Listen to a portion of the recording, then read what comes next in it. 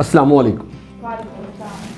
अच्छा, ऐसे है कि हमने काफ़ी देर से मैंने सोचा हुआ था कि हम जो है ना, जो डेवलपमेंट है हमारी पर्सनैलिटी डेवलपमेंट, या हमने जो अदारे में हमने काम करना है उसके ऊपर हम कुछ कंसेंसस डेवलप करें, कुछ उसके ऊपर वर्कशॉप्स हों, तो हम मिल के चीज़ों को डिस्कस करें ताकि उसमें अदारा भी अच्छी तरह जो है ना वो तरक्की करे और हर बंदे की पर्सनली वो भी तरक्की करे, उसकी अपनी पर्सनैलिटी डेवलपमेंट भी हो और उसकी कैरेक्टर डेवलपमेंट भी हो और अदारे की भी, यानी कि ये सब मिल के चलने वाली बातें हैं। ये ऐसे नहीं है कि अदारा अकेला ग्रो कर रहा है तो लोग ग्रो नहीं कर रहे। कोई भी बंदा है, चाहे वो स्वीपर के तौर पे आता है, चाहे वो डॉक्टर आता है, कोई ओटी आता है, कंसल्टेंट आता है, वो अदारे के अगर रहता है अंदर और वो ग्रो करता है तो अदारा उसके साथ ग्रो करता है और वो कंसल्टेंट भी ग्रो कर रहा है, दोनों ही ग्रो करते हैं। जैसे हम कोई भी अगर छड़ी को उठाते हैं तो उसके एक सिरे को उठाते हैं तो दूसरा सिरा भी ऑटोमेटिकली उठ जाता है। तो इसी तरह कोई ये नहीं होता कि एक बंदा ग्रो कर रहा है तो वही ग्रो करेगा, या एक अदारा ग्रो कर तो वो अदारा ग्रो करेगा, लोग ग्रो नहीं करेंगे, सब कुछ करते हैं। अब प्रॉब्लम्स ये होती है कि बहुत सारे लोग होते हैं, उनका जो है ना होता है कि वो कहते हैं जी हमने वेट कम करने के लिए कोशिश की, हमने बहुत सारी डाइट प्लान देखे, हमने कंसल्टेंट्स को चेक करवाया, हमने बॉडी बिल्डिंग ज्वाइन की, लेकिन एट द एंड उनका जो है ना वज़न नहीं कम हो रहा। या फिर वो कहते हैं कि जो है कोई बंदा है उसके अपनी फैमिली में मियाँ बीवी हैं या बच्चों के साथ रिलेशन अच्छे नहीं हैं, उसके लिए वो मुख्तलिफ माहिर नफ्सियात को चेक करा रहे हैं, वो बुज़ुर्गों से मशवरा कर रहे हैं, कभी कुछ खुद भी उन्होंने कोशिश की, कोई वर्कशॉप अटेंड कर ली, कुछ लेक्चर ले लिए, लेकिन उनके तल्लुकात बेहतर नहीं हो रहे। काम के सिलसिले में ऐसे है कि एक बंदा किसी को उसको सुपरवाइज़र बनाया है, वो सुपरवाइज़र वो कहता है कि जब मैं सर पे खड़ा रहता हूँ तो मेरे जो अंडर बंदा काम करता है वो कर रहा है, जैसे ही मैं पीछे हटता हूँ तो वो खड़े होकर अलग साइड पे गप्पे मारने शुरू कर देते हैं। यानी कि ये सारी चीज़ें, इसके ऊपर ना बहुत सारी काम हुए, जैसे अमेरिका में, यूरोप में वर्कशॉप्स होती रही, सारा कुछ उसके ऊपर वो ज़्यादा ना पर्सनैलिटी के ऊपर वो फोकस करते रहे।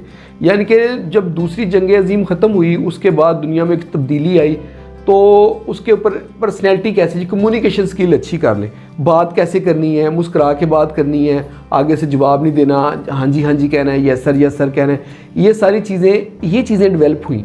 लीडरशिप के तरीके, मैनेजमेंट के तरीके डेवलप हुए। अच्छा, किसी से काम कैसे करना है, कोई बंदा काम कर रहा है उसको टाइट करें, उसको सज़ा दें, उसको ये करें, यानी कि सज़ा देने का तरीका, मैनेजमेंट तरीका, ये एक नए तरीके आए। इसके ऊपर वर्कशॉप्स हुई, जो बड़े बड़े अदारे थे उन्होंने इसके ऊपर वर्कशॉप्स की। लेकिन ये मरहम पट्टी है जो स्टीफन आर कोवी है, जिसने 7 habit of highly effective people book लिखी, उसने कहा कि ये कारआमद चीज़ें नहीं हैं, इसके ऊपर इसकी बजाय कारआमद चीज़ें हैं वो जो सदियों से पहले सिलसिला चल रहा था, पिछले 50 साल से ये चला है कि जी पर्सनैलिटी डेवलपमेंट कर ले, किसी बंदे को अपना अटायर, अपनी खूबसूरती, ज़ाहरी ड्रेसिंग वो बड़ी अच्छी करे, बोलने का तरीका वो अच्छा रखे। तो ये सारी ये आर्टिफिशियल चीज़ें हैं। स्टीफन हॉकिंग को कहते हैं कि इनकी इम्पोर्टेंट उतनी है कि शुरू में ये हेल्प कर देती हैं, लेकिन जब तक किरदार की बेहतरी नहीं आती तब तक कुछ नहीं हो सकता। असल में किरदार के ऊपर काम करना है, और किरदार पे काम ये नहीं है कि मैं आज वंश साहब को कह दूं जी अपना किरदार अच्छा कर लो जी, किरदार की बातें मैं भी कहूँगा कि किरदार में क्या क्या आता है, तो ऐसे नहीं होगा। वो डेवलप करना पड़ता है, वो आदत डेवलप करनी पड़ती है। यानी कि कोई भी किरदार किसी में डेवलप होता है, उसकी आदत डालनी है। अगर आपसे कहें जी ठीक है जी, जैसे आप रिसेप्शन पे है, आपसे कहीं जो भी आए उसको अपने हंस के देखना है, उसको मुस्कुरा के बात करनी है, उसको कहना है कि उसकी हाँ में हाँ मिलानी है। तो जैसे बिलाल साहब ओटी में होते हैं, ओटी में इनको कहेंगे अच्छा जी ये कम्युनिकेशन स्किल मैं इनको सिखा दूँ, बात करने का तरीका, मरीज़ को गाइड कैसे करना है, सिर्फ गाइड करने का तरीका सिखाऊंगा। ऐसे बात करें तो ये कर लें, क्वेश्चन आंसर बता दूं, मरीज़ आपको ये कहे आप उसको इस तरह तसल्ली दे दें, इस तरह तसल्ली दे दें, इस तरह दे दें, आपने अपनी ड्रेसिंग अटायर इस तरह कर लेनी है, बात करने का तरीका ये रखना है, जो काम नहीं कर रहा उसको सज़ा दे देनी है। जो ये उस वक्त तो काम आ जाएंगी, लेकिन लॉन्ग टर्म नहीं ये चलने वाली, ये खोटे सिक्के हैं। स्टीफन हॉकिंग कहते हैं ये खोटे सिक्के हैं, जो सच्चा सिक्का है वो 200-300 साल से जो चीज़ें चल रही वो हैं। अभी नया लिटरेचर जो आया उसके ऊपर वर्कशॉप्स जैसे करवाते हैं, बहुत सारे बड़े बड़े अदारे हैं, ये हम बात कर रहे हैं, इसके ऊपर वो वर्कशॉप करवाते हैं। पाकिस्तान में अगर इसके देखें तो मिनिमम 15 से 20 हज़ार ये सस्ते से सस्ता पैकेज होता है, एक बंदे से वो लेते हैं कंपनी वाले करवा रहे होते हैं और वैसे 50-50 हज़ार रुपये की वर्कशॉप करवाते हैं, 4-5 दिन की वर्कशॉप होती है, एक कंपनी एक बंदे के ऊपर 50,000 खर्च करती है और ये सारी चीज़ें उसको सिखा रहे होते हैं। लेकिन स्टीफन कोवी कहते हैं कि ये नहीं सिखाना, इसकी बजाय आपने किरदार पे काम करना है, करैक्टर बिल्डिंग, उसका किरदार अच्छा कर दें। किरदार कैसे अच्छा करना वो भी हम आगे डिस्कस करेंगे। एक उन्होंने कहा कि हर बंदा जैसे दुनिया को देखता है ना, उसे लगता है दुनिया ऐसी है। अगर वो अपने देखने का अंदाज़ बदल दे तो वो सिचुएशन बदल जाएगी, यानी कि परसेप्शन जो कुछ है वही बदल जाएगा। वो परसीव कर रहे हैं, उसे लगता है ऐसे है। जैसे एक सियासी जमात है, उसके जो हामी हैं उनको लगता है कि ये जो ऐसे कर रहा है इसके साथ ज़्यादती हो रही है, वो कहते हैं मेरे साथ ज़्यादती हो रही, फ़र्ज़ करें, और वो आगे सबको कहता है एक सियासी बंदा कि मेरे साथ ज़्यादती हो रही है। जो बंदे उसके हामी हैं वो कहते हैं हाँ हाँ यार इसके साथ तो बड़ी ज़्यादती हो रही है।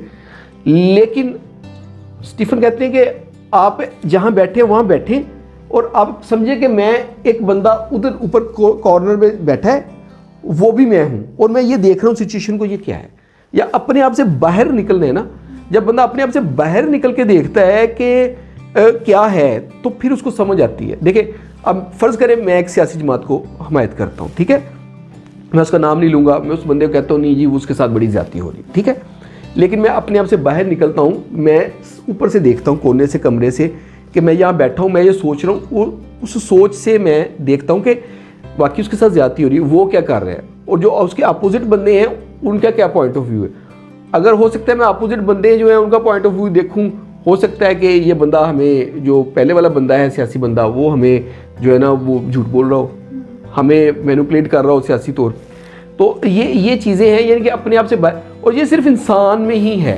कोई जानवर, कोई डॉग है, गाय है, भैंस है, बकरी है, वो सिर्फ अपने बारे में सोच सकती है। सिर्फ इंसान के पास ही ये एक जो है ना क्वालिटी है कि वो अपने आप से बाहर निकल के भी देख सकता है। जैसे मैं डॉक्टर हूँ, मैं यहाँ बैठा हूँ तो मैं एक मरीज़ का इलाज कर रहा हूँ, मैं वही सोचता हूँ अच्छा ठीक है, ऐसे मैं सोचूं कि ये मैं डॉक्टर इसका इलाज कर रहा हूँ तो हो सकता मैं इससे अपने आप से बाहर निकल के देखूँ कि ये कोई और XYZ, कोई डॉक्टर इमरान है, इमरान कादिर है, वो कंसल्टेंट यूरोलॉजिस्ट है, वो मरीज़ को देख रहा है, वो ऐसे देख रहा है, उसको ये तरीका इलाज उसको बताया, वो ठीक कर रहा है या नहीं कर रहा, फिर मैं सही फैसला कर सकूँ। फ़र्ज़ करें कि मरीज़ का ऑपरेशन नहीं बनता, ठीक है, और उसको फ़र्ज़ करें कि मैं कहता हूँ इसका ऑपरेशन कर देते हैं ना, उससे हमें रेवेन्यू आएगा, लेकिन वो उस वक्त तो मैं जस्टिफाई करूँगा ना उसको, हाँ हाँ नहीं ठीक है, बनता है, कर भी सकते हैं। लेकिन मैं अपने आप से बाहर निकल के देखूँ कि कोई और मेरी जगह पे, मैं डॉक्टर इमरान हूँ लेकिन मैं साइड से देख रहा हूँ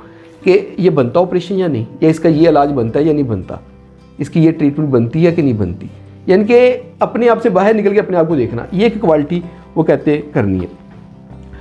तो इसमें इस बुक में उन्होंने ना जो हेल्दी हैबिट्स है ना, उनके बताने के बाद कि एक बंदा अगर हेल्दी जो हैबिट्स हैं, 7 हैबिट्स उन्होंने बताई हैं, उसके ऊपर वो कहते हैं काम करना है, वो एक स्किल की तरह काम करना है, उसके ऊपर रोज़ काम करना है। ये नहीं है कि वंस, जैसे मैंने आपको मिसाल दी कि आपको मैं कहूँ मुस्कुरा के बात करें, उस वक्त तो काम आ जाएगा, टेम्परेरी ये मरहम पट्टी है। लॉन्ग टर्म इसके ऊपर स्किल के ऊपर काम करना है, रोज़ाना इसके ऊपर काम करेंगे, आदत डेवलप करेंगे। आदत, बंदा आदत को बनाता है और आदत बंदे को बनाती है, ठीक है। और वो फिर जो आदत से बंदा बनता है ना, वो वही एक्चुअल सामने नज़र आ रहा होता है। बुरी आदत है तो वो बुरा इंसान है, अगर अच्छी आदत है तो वो अच्छा इंसान है। तो उसके ऊपर अब जो मैंने पहले बात की है कि करैक्टर के ऊपर, उसके ऊपर पहली चीज़ आ रही है इंटेग्रिटी, खालिसपन। जो पहले मैंने बात की थी कि जो किरदार के ऊपर बात करनी, इंटेग्रिटी क्या है, खालिसपन। एक बंदा उसको खालिस होना चाहिए, इखलास होना चाहिए उसमें, कि इखलास में ये कि जो चीज़ है, जो सच है वो सच है, जो झूठ है झूठ है, ठीक है ना। एक बंदा है वो MO है, मेडिकल ऑफिसर है, ठीक है, उसको पता है कि मेरी ये कैपेसिटी है, मैं ये कर सकता हूँ, मैं ये नहीं कर सकता, वो उतने में खालिस रहे, ठीक है। बाकी बंदा एक रिसेप्शनिस्ट है, एक OTA है या वार्ड बॉय है, उसको पता है कि मुझे इतना पता है, वो खालिस रहे के ठीक है, और उस पर सच्चा रहे कि हाँ बस सही है, इससे ज़्यादा मैं नहीं हूँ, और ना कहने का उसके अंदर करे जो कि जी मुझे नहीं पता इस चीज़ का, ये चीज़ मैं नहीं कर सकता, ये मेरी डोमेन से बाहर है। इसी तरह सर्जन है, एक सर्जन है, उसको पता है कि ये सर्जिकल स्किल, ये सर्जरी मुझे नहीं आती, मैं नहीं ये कर सकता, तो अगर वो नहीं कर सकता तो वो खालिस रहे, मरीज़ को भी खालिस बताए। तो ये इंटीग्रिटी, खालिसपन, जो अखलास जो है ना, वो करैक्टर, अखलास, अगर कोई बंदा अपने अखलास की आदत अपने अंदर डालता है तो वो जो है ना वो करैक्टर बिल्डिंग में आता है, वो उससे वो इफेक्टिव बनेगा, उससे वो लीडर बनेगा, लीडरशिप क्वालिटीज़ आएंगी। लीडर बनने के लिए ये नहीं है कि फ़र्ज़ करें कि बंदे के पास बहुत हाई पोस्ट हो, उसको हम जो है ना एडमिन बना दें या उसको एडमिनिस्ट्रेटर बनाएं, उसको मैनेजर बना दें हॉस्पिटल का, तो वही लीडर है। एक स्वीपर भी लीडर है। एक स्वीपर आता है, उसे पता है कि मैंने जाना है, मैंने जाके सफाई खुद ही करनी है, मैंने इस एरिया को साफ़ रखना है, जो बंदा आएगा उसको गाइड करना है कि पानी ऐसे गिरा के आए, खुश्क करके आए, पीछे से लाइट बंद के करूँ, ये करूँ। वो किसी दूसरे को गाइड करता है, वो पूरे वॉशरूम को मैनेज कर रहा है, फ्लोर को मैनेज कर रहा है, तो वो भी लीडर है, वो स्वीपर भी लीडर है। तो इसलिए लीडरशिप क्वालिटीज़ के लिए ये ज़रूरी है अखलास। दूसरे नंबर पे करेज, हौसला होना चाहिए, हिम्मत होनी चाहिए, डरपोक नहीं होना चाहिए। यानी कि एक चीज़ है कि आप सच्चाई के साथ जुड़े हैं ना, आप फिर करेज के साथ कि हाँ ये है और मैंने ऐसे ही करना है, ठीक है ना। होता ये कि जैसे अब अमेरिका में एक रिसर्च की गई, बहुत सारी सर्जरीज़ जो थी उनमें कॉम्प्लिकेशन ये आई कि उसमें ऑपरेशन ख़राब हुए सिर्फ इस वजह से कि जो स्क्रब नर्स थी उसने सर्जन को बताया नहीं। सर्जन गलती कर रहा है, उसने नहीं बताया कि आप ये गलती कर रहे हैं। एक वजह से वो डर रही थी कि सर्जन नाराज़ ना हो जाए। दूसरा ये था कि अच्छा ये तो इतना सीनियर है, ये तो गलती नहीं कर सकता, ये उसके ज़हन में था। तीसरा वो जो है ना उसका था कि अगर मैं इसको बताऊंगी, अगर इसकी ईगो हर्ट होगी तो वो ईगो हर्ट होने के बाद वो रिएक्शन ना दे। इन सब चीज़ों की वजह से वो खामोश रही। उनसे जब उन्होंने फॉर्म भरवाए कि इस तरह की रिसर्च करने लगे हैं, तो नर्सिस ने बताया कि हमारे जहन में ये था, हमने सर्जन को बताया ही नहीं। हमें पता था कि सर्जन ये गलती कर रहा है, लेकिन हमने नहीं बताया, तो वो उसके कंसिक्वेंसेस ये निकले कि सर्जरी ख़राब हो गई। तो यानी कर्ज होनी चाहिए, हौसला होना चाहिए। कोई भी काम है, एक चीज़ है, आपको एक सफाई वाला बंदा है, ठीक है, उसको एडमिनिस्ट्रेटर आके कहता है जी आप जो है ना सर्फ की बजाय या फिर आप फ़िनाइल की बजाय आप ये फ़लाँ चीज़ यूज़ कर लें।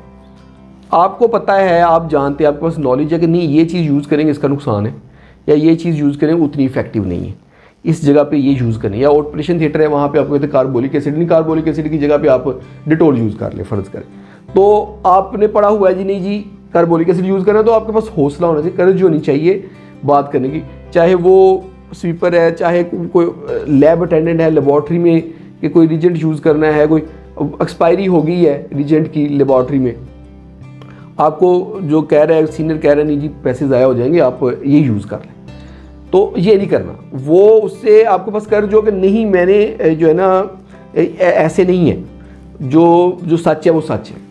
कर्ज के बाद, हौसले के बाद पेशेंस, सब्र। सब्र जो है वो बहुत ही इंपॉर्टेंट चीज़ है। कोई भी बंदा कोई बात कह रहा है, एक पाज लेना है, सब्र करना है। सब्र का मतलब ये नहीं कि बर्दाश्त करी जाना है। एक बंदा आपको गाली दे रहा है, आप सुन रहे हैं, वो आपको बुरा भला कह रहा है, वो आपको तंग कर रहा है, टांट कर रहा है, हैरेसमेंट कर रहा है, हरासा कर रहा है, तो चुप करके बर्दाश्त करना, ये नहीं, ये सब्र नहीं है, ये बर्दाश्त है। ये चीज़ नहीं करनी। सब्र का मतलब ये है कि एक बंदे ने एक बात कही है तो हल्का सा वक्फा लेना है, सुनना है, उसने समझना है उसने क्या कहा है, उसके बाद उसके ऊपर गौर करना है, फिर उससे बात करनी है कि ये ऐसे है या नहीं, और उसी वक्त रिएक्शन नहीं दे देना, उसी वक्त फट नहीं पड़ना। सब्र ये होता है, ठीक है। और पेशेंस यानी कि अपने तहम्मुल से काम करना है, सब्र से लेना है, आप जो चीज़ें हैं उनको एब्जॉर्ब करना है और उसकी तह में जाना है, ठीक है। एक बंदा आपको कहता है कि जी आप सफाई नहीं हुई, ठीक है ना, दूसरा बंदा ईगो का मसला बना लेता है, लो जी मेरी तो बहुत इंसल्ट कर दी। या एक बंदा कहता है कि ये फ़लाँ चीज़ करके आओ, उसने प्रायोरिटी की हुई थी, आपने उसको भेजा के ऊपर से जो है ना वो एक इंस्ट्रूमेंट लेकर आओ नीचे, लेकिन वो उस वक्त देख रहा है कि मरीज़ ब्लड के साथ आ रहा है, तो वो आपकी बाप से सीनियर है, आपको उसको मुस्लिम माना है, लेकिन वो देखता है यार उसको ब्लड निकल रहा है तो मैं उसको जल्दी से पकड़ के एमरजेंसी में उसको जाके लटाता है। आप वो एमरजेंसी से बाहर निकलता, आप कहते हो तुम मैंने 15 मिनट पहले कहा था कि ऊपर जाओ फ़लाँ लेकर आओ, तुम यहाँ बैठे हो, तुम मेरा हुक्म नहीं मानते, तो उसको सुना देते हो। यानी कि सब्र होना चाहिए।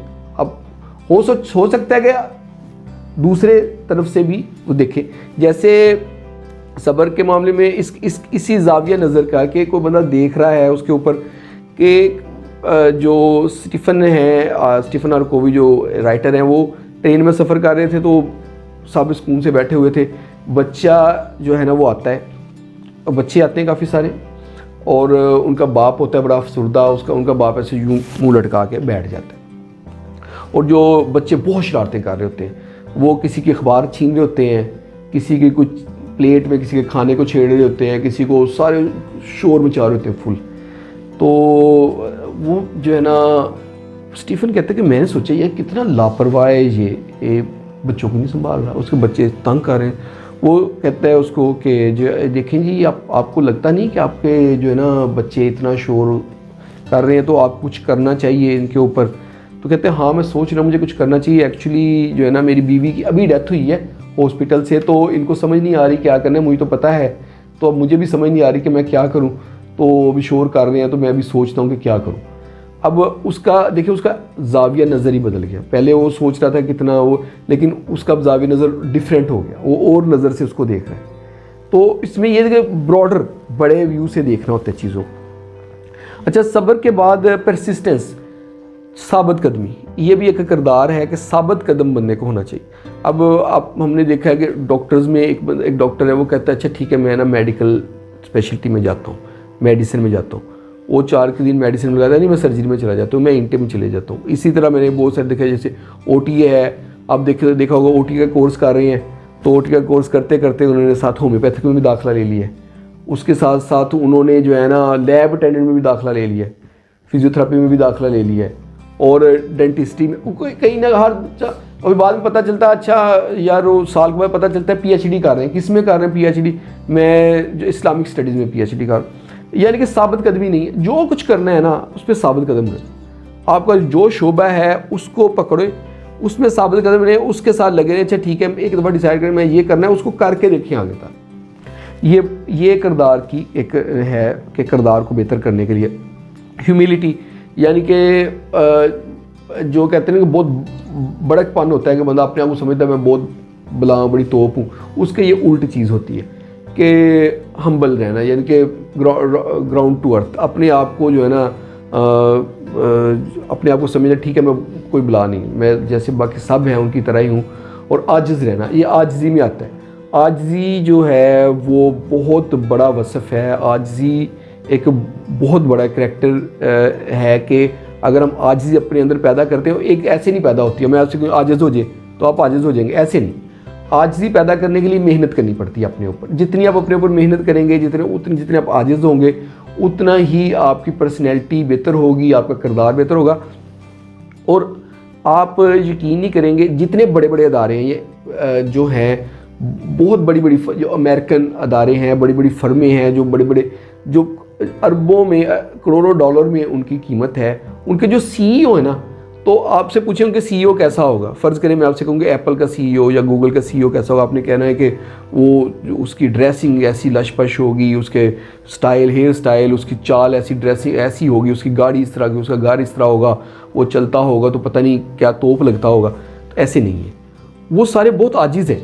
आप उनको अगर देख लें आपको लगेगा ही नहीं यार ये इतनी बड़ी कंपनी का CEO, क्योंकि वो आजिज़ होते, वो उसकी इंतहा को पहुंच जाते नहीं, ये वो करैक्टर अपने अंदर डेवलप करते हैं।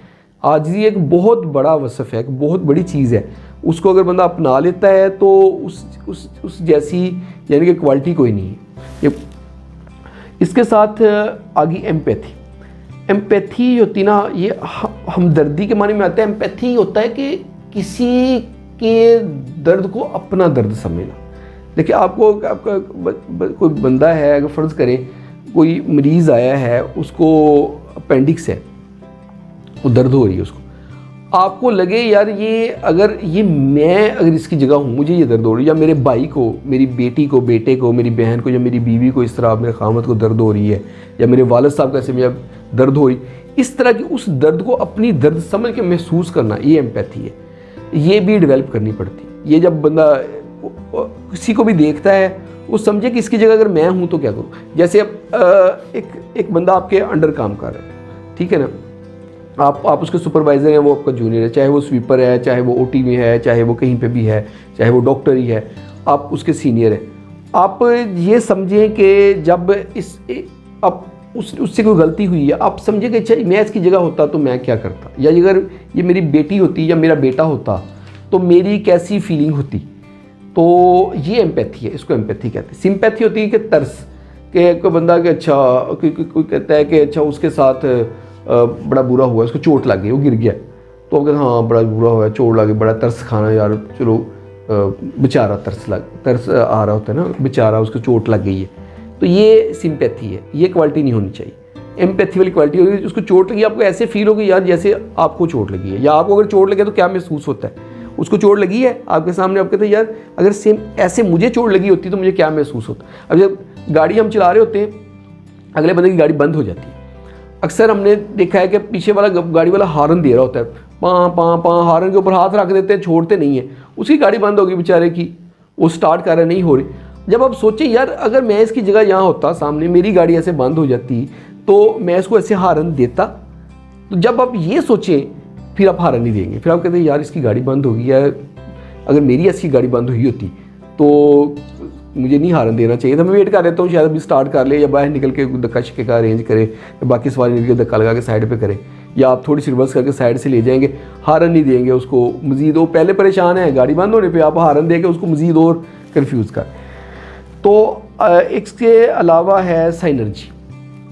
साइनर्जी होता है कि दो चीज़ों का मिलाप, दो क्वालिटीज़ का आपस में मिल के एक काम करना, यानी कि कोई दो क्वालिटी, एक चीज़ में एक बंदे में एक क्वालिटी है, एक में एक क्वालिटी है, वो दोनों मिल के काम करते हैं, इसको साइनर्जी कहते हैं।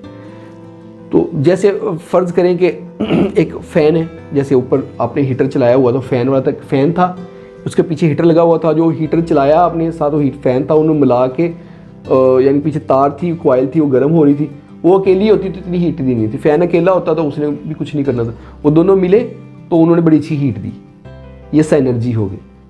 ऐसे एक मिसाल है कि एक बंदे के वेफल जो है बिक नहीं रहे थे, जो कोन के बाद होता है ना, एक बंदे की आइसक्रीम बहुत ज़्यादा बिक रही थी, उसकी इतनी आइसक्रीम बिकी वो उसके प्लेटें कम पड़ गई, वो कहता है कि वेफल वाले से अपने वेफल दे दो, वो वेफल सीधे थे स्ट्रेट, उसने उसमें आइसक्रीम डाल के देनी शुरू की, फिर कहता है यार तुम वेफल ऐसे गोल से बना दो कोन की तरह, तो उससे ना कोन आइसक्रीम में ईजाद हुई, तो बहुत बड़ी ईजाद है, वो कितनी भी बिकती है, आम आइसक्रीम से ज़्यादा बिकती है कोन, देखे कोन के जगह जगह स्टॉल लगे होते हैं। तो ये साइनर्जी थी, कोन और वेफल, आइसक्रीम और वेफल, ठीक है। और कंटिन्यूस लर्निंग, एक बंदा सीखता है, वो सीखता रहता है, वो ये नहीं कहता कि बस मैं सीख लिया, मैं पहुंच गया, बस मुझे सब कुछ आता है। जो सब कुछ आता वाला एटीट्यूड है ना, वो सही नहीं है, वो अच्छे किरदार की निशानी नहीं। जो बंदा ये समझता है कि मुझे सीखते रहना चाहिए, जितना मैं सीखूंगा उतना ही मेरे लिए बेहतर है, ये अच्छे किरदार की निशानी है।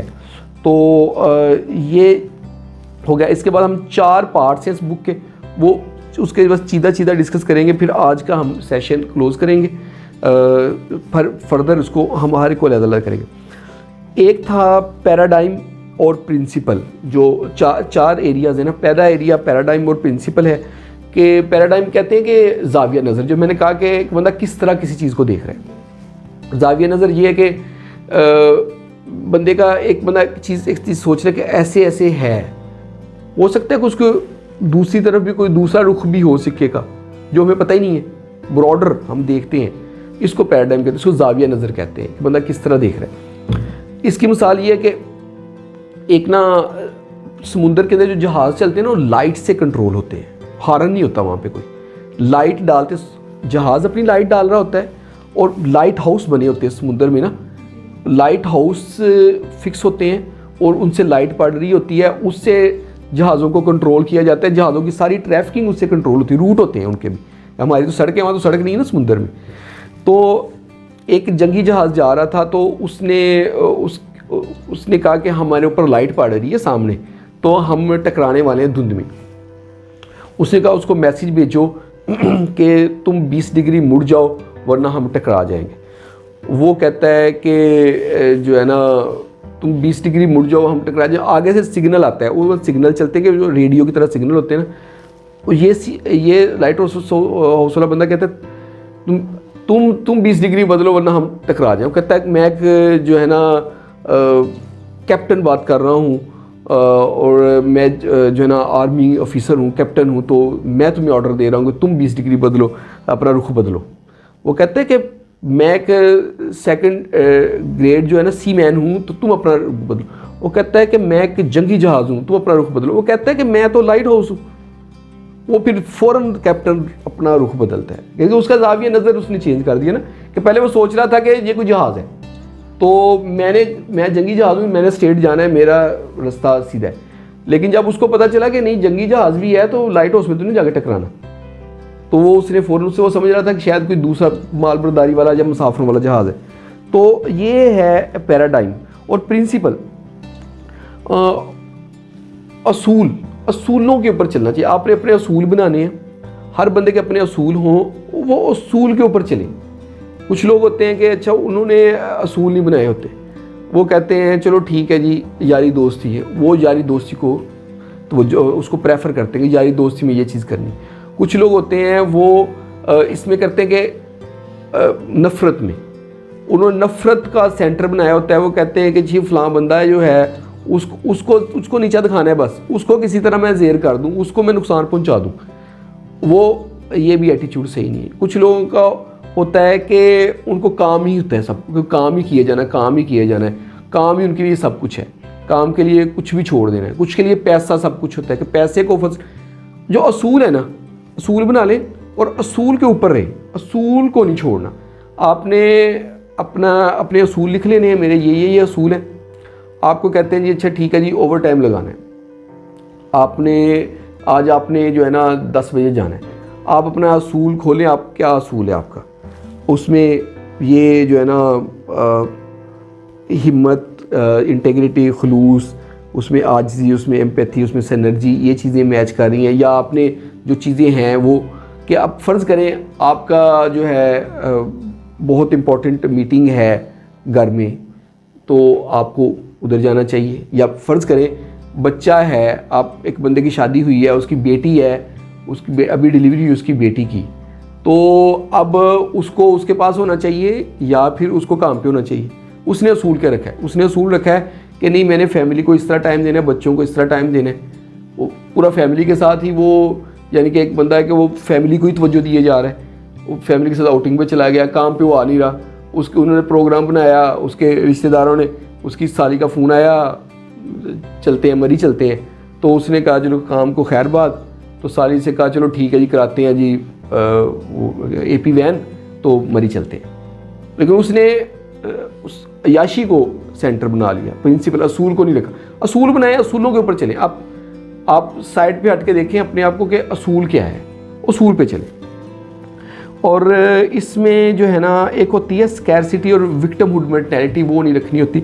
स्कैरसिटी होती है कि कम है, एक मेंटालिटी होती है कि बहुत कुछ है, सबके लिए बहुत कुछ है। एक बंदा कहता है यार इसको, जैसे पेशेंट आ रहे हैं ना, तो इतने पेशेंट देखे हैं या इतने केस मैंने करवाए हैं, जैसे OT में है तो OT में मिलना है जो है ना इंसेंटिव मिलना है, तो एक बंदा कहता है यार अगर मुझे इंसेंटिव मिल जाएगा, उसको मिल जाए तो मुझे नहीं मिलेगा। ये मेंटालिटी नहीं होनी चाहिए। बहुत कुछ वाली मेंटालिटी होनी चाहिए, जेहन में रखना कि बहुत दुनिया बहुत बड़ी है, बहुत कुछ है। तो अगर कोई बंदा, जैसे हम क्लास में कहते हैं एक बंदा फर्स्ट आ जाएगा, दूसरा फर्स्ट नहीं आ सकता, लेकिन असली ज़िंदगी में एक बंदा फर्स्ट आया तो सारी दुनिया भी फर्स्ट आ सकती है, सही है ना। तो जेहन में ये रखना चाहिए कि सबके लिए बहुत कुछ है। ये कि दूसरे बंदे को, अगर कोई बंदा है उसको कोई इंसेंटिव मिला है 5000 रुपये का, बंदा से यार उसको मिल गया मुझे नहीं मिलना, हो सकता है कि उसको भी मिल जाए। यानी कि बहुत कुछ है, सबके लिए बहुत कुछ है। ये होना चाहिए जेहन में, ये नहीं होना चाहिए यार उसको मिल गया अब मुझे नहीं मिलेगा, ये नहीं होना चाहिए जेहन में कि वो फर्स्ट आ गया मैं नहीं फर्स्ट आ सकता। एक बंदा फर्स्ट आया दूसरा भी फर्स्ट आया, सब फर्स्ट आ सकते हैं, पूरी दुनिया फर्स्ट आ सकती है। तो ये मेंटालिटी होनी चाहिए। दूसरी विक्टिमहुड कि बस अपने आप पे तरस खाई जाना कि सब मुझे ही रगड़ा लगाते हैं, मेरे ऊपर ही सब प्रेशर डालते हैं, मैं ही सारा जो है ना, मुझे ही जो है ना रगड़ा जाता है, मुझे ही काम किए जाते हैं, मेरी बात नहीं मानी जाती, मेरी तनख्वाह नहीं बढ़ाई जाती, मुझे रिस्पेक्ट नहीं मिलती। यानी कि इस तरह की मेंटालिटी भी नहीं होनी चाहिए। अब हर बंदा रिस्पॉन्सिबल अपने लिए खुद होता है, वो अपने आप को बाहर निकल के देखेगा, अब साइड तो वो फिर सोचे कि वाकई उसके साथ ज़्यादती हो रही है। कई दफ़ा होता है कि हम समझ रहे होते हैं कि हमारे साथ ज़्यादती हो रही है, लेकिन वो ज़्यादती हम खुद अपने साथ खुद ही कर रहे होते हैं। हम कसूरवार दूसरे को ठहरा रहे होते हैं, अपने कोलीग को ठहरा रहे होते हैं, अपने सीनियर को ठहरा रहे होते हैं। तो कसूर बंदे का खुद होता है, इसलिए विक्टिमहुड नहीं होना चाहिए, यानी कि अपने आप को विक्टिम के मैं बेचारा वो नहीं होना चाहिए, वो मेंटालिटी नहीं होनी चाहिए। और रिस्पॉन्सिबिलिटी लेनी चाहिए कि जिम्मेदारी अपनी ले कि हाँ मैं ही जिम्मेदार हूँ, जो कुछ है इस चीज़, जो कुछ हो रहा है इसका मैं खुद जिम्मेदार हूँ। या कोई भी काम है, आप रिसेप्शन पे बैठी हैं, एक स्वीपरेस है वो सफाई करती हैं, तो अगर सफाई गंद डला है तो वो कहेंगे मरीज़ आके गंद डाल दीजिए, मरीज़ वॉशरूम गंदा कर, वो रिस्पॉन्सिबिलिटी अपनी लेनी है। आप रिसेप्शन में बैठी हैं, फ़ोन बहुत आते हैं, लोग तंग करते हैं, लोग बार बार क्वेश्चन करते हैं, और आपकी रिस्पॉन्सिबिलिटी, आप ज़हनी तौर पे तैयार हैं जी मेरा काम ही ये है, मैंने ये करना है, मैं कैसे मैनेज करना है, किस तरह उसको करूँगी। वो एक नर्स है वो इंजेक्शन वगैरह लगाती है, मरीज़ कहता है मेरे तो मरीज़ को पेन हो रही है, वो जाके पेन का इंजेक्शन लगा के वापस आती है मरीज़ थोड़ी देर बाद उसके साथ वाले आते कहते हैं हम इसको उल्टी भी आ रही है। तो उस वक्त ये चीज़ नहीं करनी कि पहले नहीं बता सकते थे क्या, क्योंकि ठीक है वो भी हो सकता है। तो रिस्पॉन्सिबिलिटी आज मेरी ये नहीं कहना कि बस मैं तो मर गई बेचारी, मेरे मरीज़ आ जाते हैं, सर खाई जाते हैं, फलां मरीज़ बड़े फंसी हैं, बड़ा तंग करते हैं, ये नहीं। रिस्पॉन्सिबिलिटी होनी चाहिए कि ठीक है मैं रिस्पॉन्सिबल, इसके लिए मैंने करना ही करना है। उसके बाद ये पैराडाइम और प्रिंसिपल की बात होगी। प्राइवेट विक्ट्री और पब्लिक विक्ट्री है। जो प्राइवेट विक्ट्री है बंदे की अपनी, पहले अपने आप को जीतना है, फिर दूसरों को जीतना है, दूसरे को फतह करना है। जो बंदा अपने आप को फतह कर लेता है वही किसी और को फतह कर सकता है। जो बंदा अपने आप को फतह नहीं कर सकता वो कुछ फतह नहीं कर सकता। तो दुनिया को अगर फतह करना है तो पहले अपने आप को फतह करना पड़ेगा, अपने आप को जीतना पड़ेगा, फिर ही आप दुनिया को जीत सकते हैं। तो और रिन्यूअल, चौथे नंबर पर रिन्यूअल है। अब इसको थोड़ा सा कर लेते हैं। प्राइवेट विक्ट्री में आते एक तो प्रोएक्टिव रवैया आता है कि जो चीज़ है उसको पहले ही हिसाब लगा लेना है, मैंने क्या करना है। इसको हम डिटेल से आगे डिस्कस करेंगे कि रिएक्टिव नहीं होना, क्योंकि अच्छा जी ऑपरेशन आ गया है, ठीक है जी, अच्छा क्या करना है, भाग के जा रहे हैं जी, अच्छा ऑपरेशन आ गया है, अच्छा सामान स्टेरिलाइज करते हैं जी, सामान स्टेरिलाइज करो, भाग के ले आओ, अच्छा ऑक्सीजन नहीं है जी, ऑक्सीजन वाले को बुलाएं जी, धागे नहीं है, धागे नीचे से मंगवा लें जी, अच्छा लाइट जो है ना उसका बल्ब ख़राब है वो मंगवा लें, भाग गिलहरी की तरह भाग हो रहा है, वो चीज़ नहीं। आपको पहले ही पता होगा, पहले मैंने अच्छा जी ऑपरेशन आना है, सारी चीज़ें स्टेरिलाइज की हुई हैं, हर चीज़ रखी हुई है, धागे पड़े हुए हैं, आपको पहले ही तैयारी रखनी, उस चीज़ को पहले तैयार करके प्रोडक्टिव, इसको हम डिटेल से आगे डिस्कस करेंगे। दूसरे नंबर पे begin with the and in mind, के आखिर को पहले सोचना है कि मैं ये जो करने लगी हूँ इसका एंड क्या होगा। तो लाइक ड्यूटी कर रहे हैं तो एंड को ज़हन में रखना है कि एंड पे कर, आपका रिलेशनशिप है आपस में, आप कहते हैं अच्छा मैं फ़लाँ उस पर ये इल्ज़ाम लगा देती हूँ या लगा देता हूँ, इल्ज़ाम तो लगा दिया है लेकिन अपने एंड ज़हन में रखना है कि अच्छा मैं इल्ज़ाम लगाऊंगी, फिर उसके बाद एवेल्यूएशन होगी, फिर कैमरे खुले जाएंगे, वो देखेंगे, बातचीत होगी, एंड पे क्या होगा। हर चीज़ का एंड पहले ज़हन में रखना है। आप किसी के साथ रिलेशनशिप बनाते हैं, किसी के साथ दोस्ती करते हैं, ठीक है ना, तो आपने उस दोस्ती करने से पहले एंड को ज़हन में रखना है कि मैंने इसके साथ दोस्ती की है तो इसका रिजल्ट मेरे ऊपर क्या होगा, एंड रिजल्ट क्या होगा। तो begin with and in mind, इसके ऊपर मैं हम और डिटेल से बात करेंगे, मैं थोड़ा सा बस बताया है। पुटिंग फर्स्ट थिंग फर्स्ट, पहले जो चीज़ करनी है वो पहले रखें, बाद वाली बाद में रखें। इस पर भी वो कहते हैं टाइम मैनेजमेंट, आपने सुना होगा, कहते हैं टाइम मैनेजमेंट कोई चीज़ नहीं है, ये वो अच्छी चीज़ नहीं है कि टाइम मैनेजमेंट कर ले, इसके लिए इतना टाइम, इसके लिए इतना है, इसके लिए इतना टाइम टेबल बना ले, वो नहीं। पहले जो चीज़ पहले करनी है वो पहले करनी है, जो बाद में करनी है प्रायोरिटाइज करें। जैसे मैंने पहले बात बताई कि वो एक बंदा आ गया है उसकी ब्लीडिंग हो रही है, ठीक है ना, दूसरा बंदा आ गया है उसका जस्ट पेन है, तीसरा बंदा आ गया है उसको 10 दिन पहले से खांसी लगी हुई है, ठीक है। तो आपने प्रायोरिटी करनी है, वो खांसी वाला सबसे पहले आया था, पेन वाला उसके बाद आया है और ब्लीडिंग वाला तीसरे नंबर पे आया है। आपने सबसे पहले प्रायोरिटी देनी कि अच्छा नहीं ब्लीडिंग वाले को सबसे पहले करना है, उसके बाद पेन वाले को करना है, उसके बाद खांसी जिसको 5-7 दिन से खांसी लगी हुई है उसको देखना है। तो ये आपने प्रायोरिटी उस हिसाब से करनी, ये प्रायोरिटाइज करने की चीज़ हो गई। तो ये फर्स्ट थिंग फर्स्ट, इसके ऊपर हम डिटेल से बाद में बात करेंगे। जो पब्लिक विक्ट्री है, पहले मैंने पर्सनल विक्ट्री के, पब्लिक विक्ट्री के लोगों को कैसे फतह करना है, लोगों को कैसे जीतना है, उसके लिए जो पहली चीज़ आती है विन विन सिचुएशन है कि आपने कोशिश करनी कि विन विन सिचुएशन क्रिएट हो गए, अगला बंदा भी जीत जाए, मैं भी जीत जाऊँ, दोनों जीते।